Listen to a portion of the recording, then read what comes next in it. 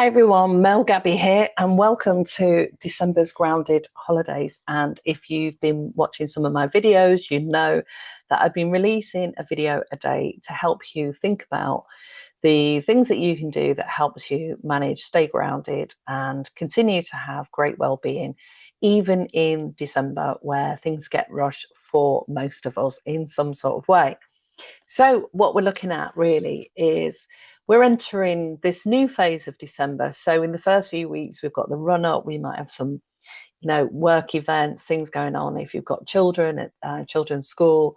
And this is about looking at creating, if you can, even pockets of time to have a slower, more reflective stage. And I will be doing a video for people who might be spending time on their own and not traveling to see family or friends. So the next few days are about looking back with honesty, noticing your growth, honoring what went well, recognizing what you're proud of, and staying grounded as the final holiday rush begins.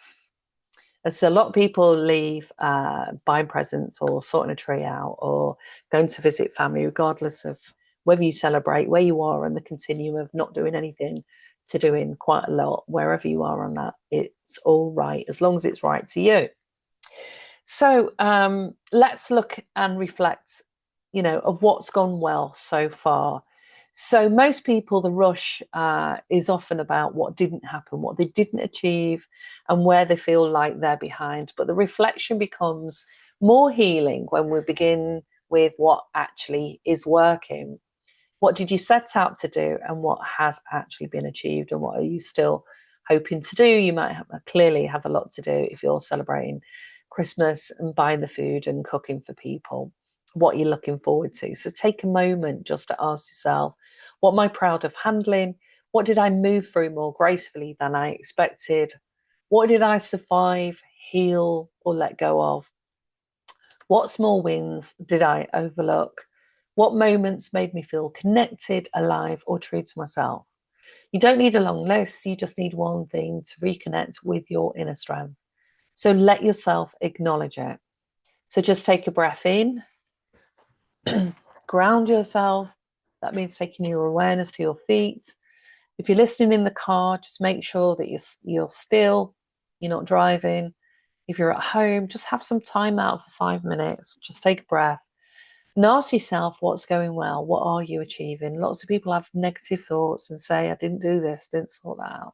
So take a breath and just ground. And what are you achieving? What have you done well?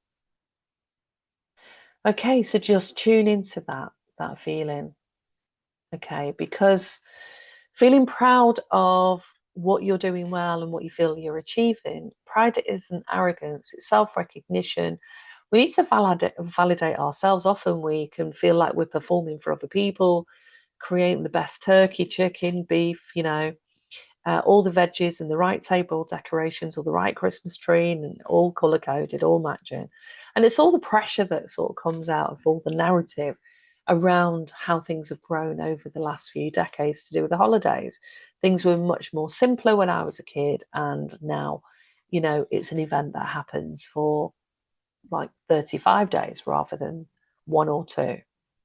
So it's about honoring the truth that you showed up, even if sometimes, and this is what I want a lot of people to know, is even if you feel like you might be compromising yourself sometimes, we're not going to perfect living on our truth and being authentic all the time.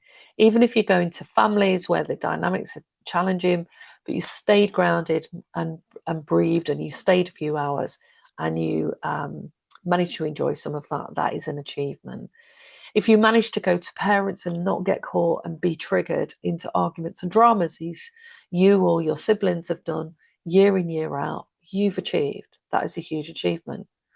And maybe next time you'll decide not to go there. Maybe you'll decide to go for 1 hour, or you go on Boxing Day, or you go the week after. So it's about acknowledging the small steps that we take towards honouring what feels right for us, our own authenticity. But we don't just slip out of the narrative and the conditioning of the corporate world that has been flowing through TV sets, radio. You can't get away from it. So just tune in, and it's the tuning in and recognizing how you feel, what your vibe is, and whether there is flow. if you give yourself and honor that time, 5 minutes, a few times a day even, then you'll be able to start to see where you flow more and be kind to yourself. Don't look at, I wanted to do this and it turned out this way. Okay. Like I said, we're all human. We're messy. We get things mixed up.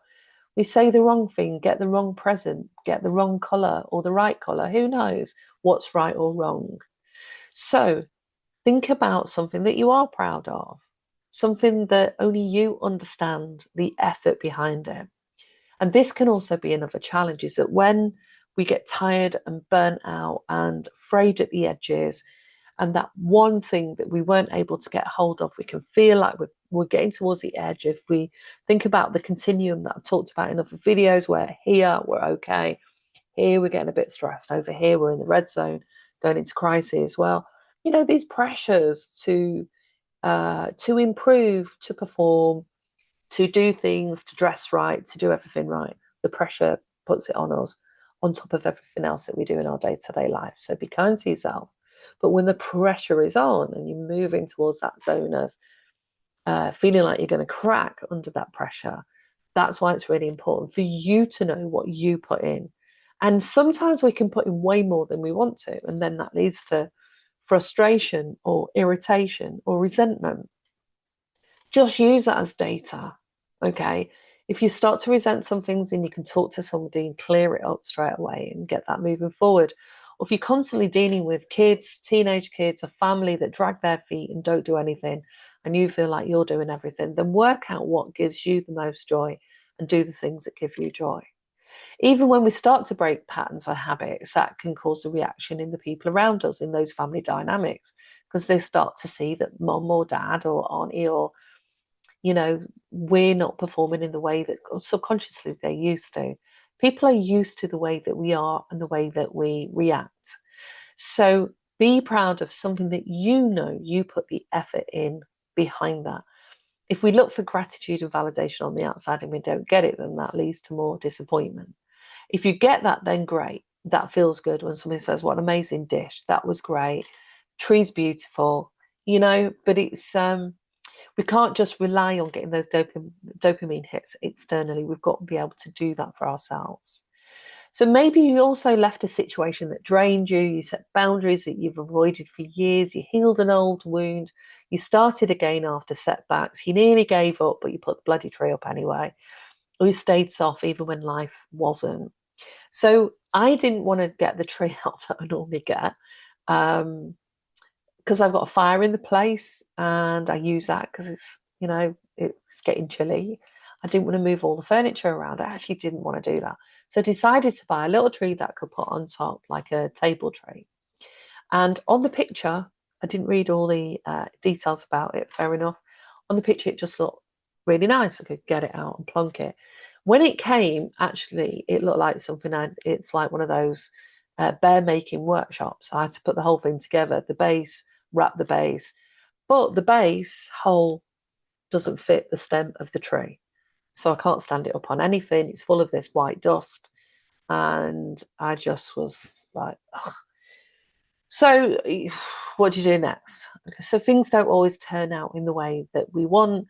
I didn't read all the details, and that was because the original tree that I ordered that I didn't want to do a Build-A-Bear workshop on wasn't going to get delivered for a couple of weeks. Well, that was a waste of a pointless activity.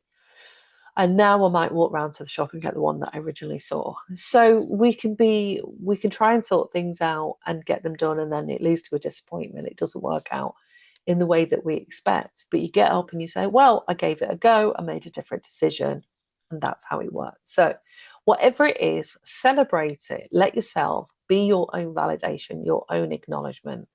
Give yourself that sort of peace and flow of that achievement of when you put the lights up, or you got certain presents, or somebody did thank you, or an older person smiled at the street when you smiled at them, even though the holiday rush and everything was going at 500 miles around you. Okay, so take a breath. That's all it is. No work. If you're going to journal in there. What was the one thing that I did over the course of December that I'm really happy about? What one thing did I achieve that I feel good about? And what thing did I change that I didn't even anticipate I was going to be able to change it. And then I look forward to hearing from your comments. Like and subscribe if you haven't, and let me know how it went. Thank you and goodbye. I will see you in the next video.